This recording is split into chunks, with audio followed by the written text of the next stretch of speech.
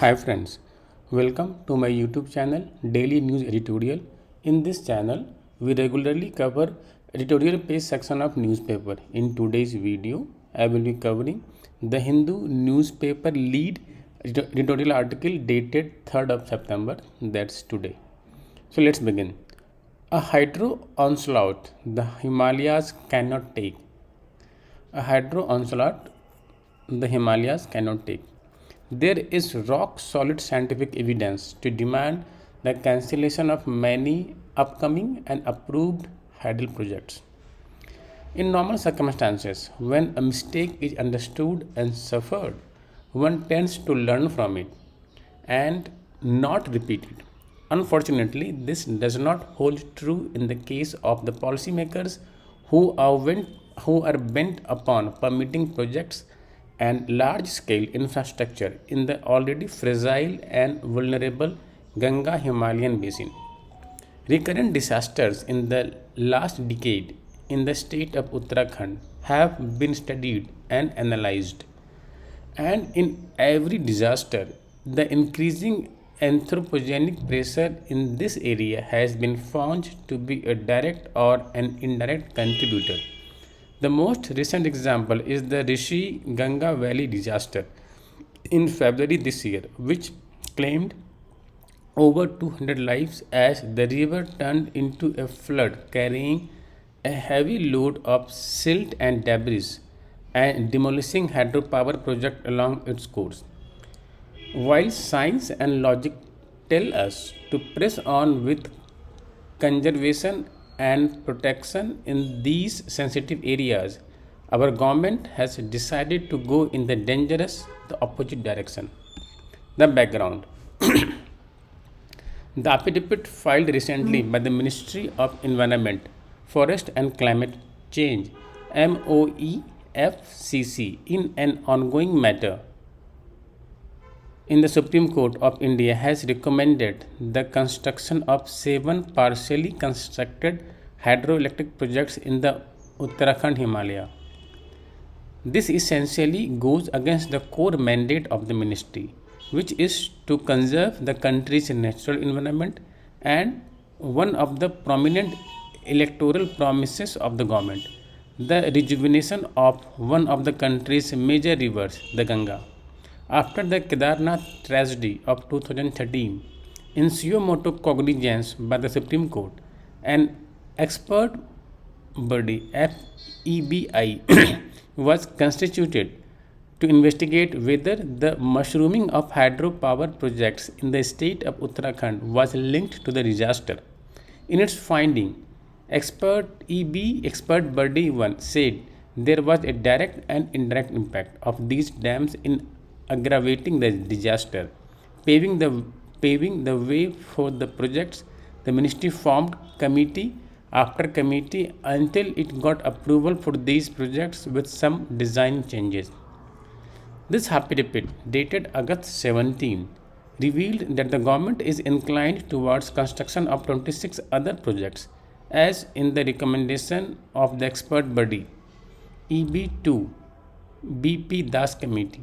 The conclusions of the first expert body, chaired by Ravi Chopra, that had flagged the incalculable environmental risks of such structures have been conveniently sidelined and overwritten by EB2, whose mandate has been to pave the way for all projects through some design change modifications.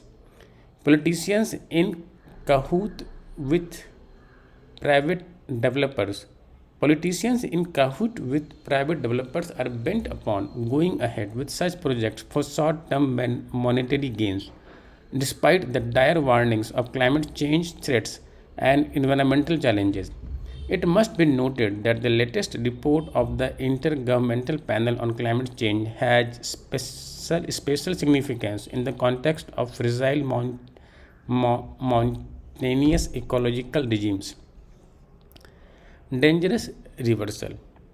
The aforementioned affidavit submitted by the MOEFCC conceals the ministry's own observations and admission given in its earlier affidavit dated May 5, 2014, which admitted that hydroelectric projects did aggravate the 2013 flood. Interestingly, the recent affidavit also conceals the minutes of the meeting and decision taken by the Prime Minister's office on February 2nd, 2019 in this regard. The minutes of this meeting make the policy decision of there being no new hydropower projects on the Ganga, along with the cancellation of those that have not reached at 50% of its construction. This in itself is a bizarre demarcation because on one hand there is an acceptance of the devastating impact of the dams and the decision not to have more, while on the other, there is a push to still pursue them on an unfounded logic of money having been spent on them. Should we continue with a mistake made or make amends?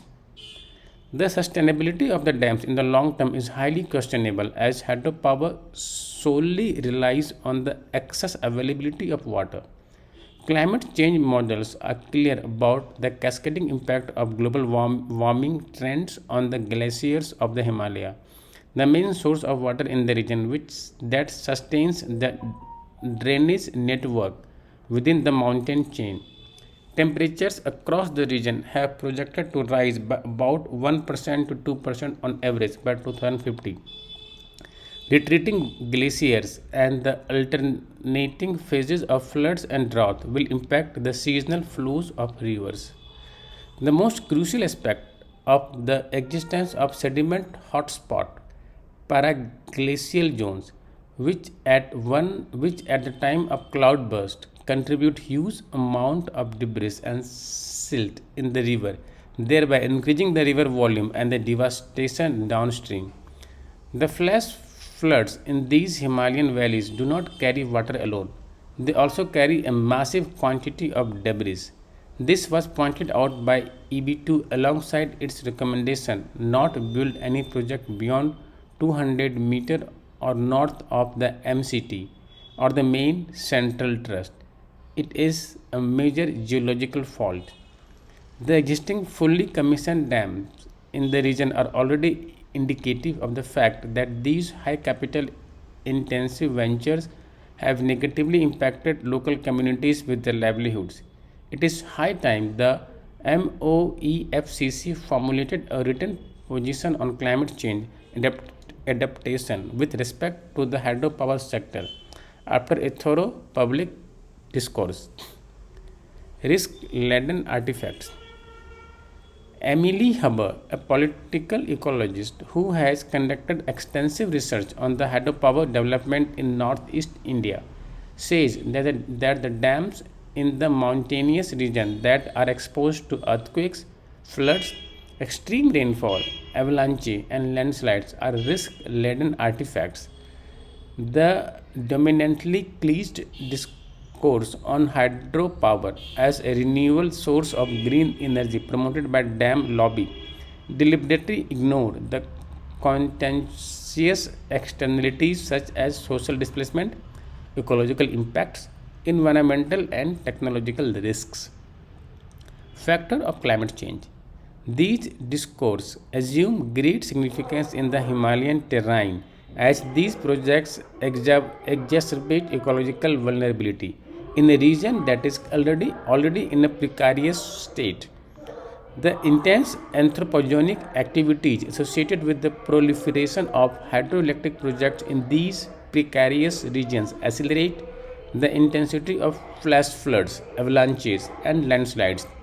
The additional element of climate change makes these scenarios much worse. About 15% of the great earthquake of magnitude greater than 8 of the 20th century took place in the Himalaya, and many of its segments are likely to see a period of intense earthquake activity in the future, as studies show. The 2015 Nepal earthquake is a case in point. Several dams were damaged in that event, destroying a third of Nepal's hydropower.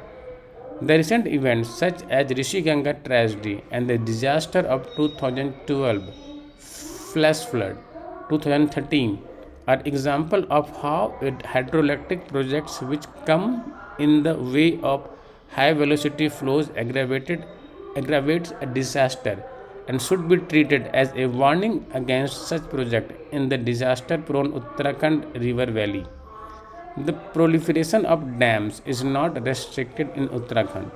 By 2007, Sikkim had entered a contract with private public sector payment for by private public sector players for development of 5,000 megawatt, and Arunachal Pradesh signed memorandum of understanding in 2010 for 40,000 megawatt.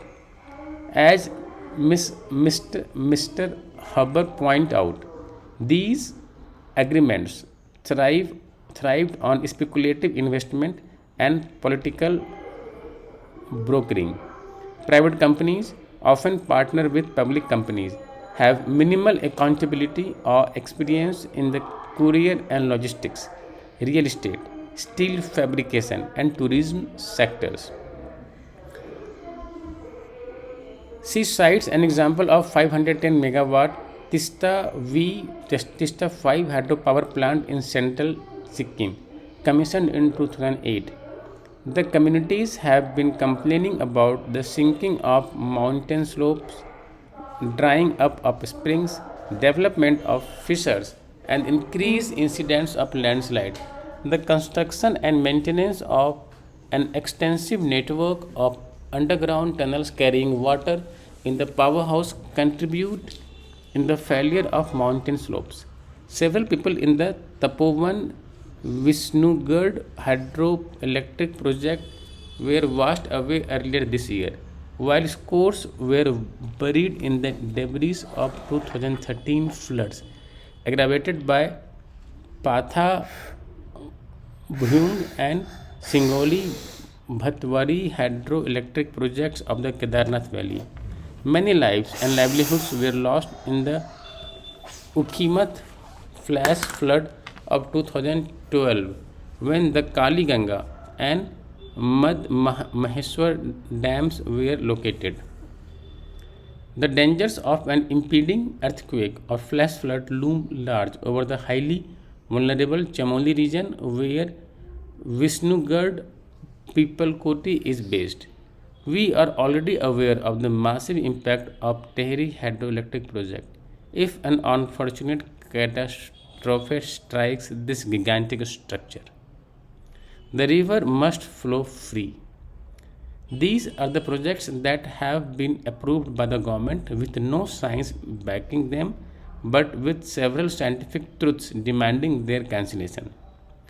A preposterous amount of money is being wasted in the construction of these dams that will always function much below their efficiency, cause the loss of water and forest, and render the area fragile.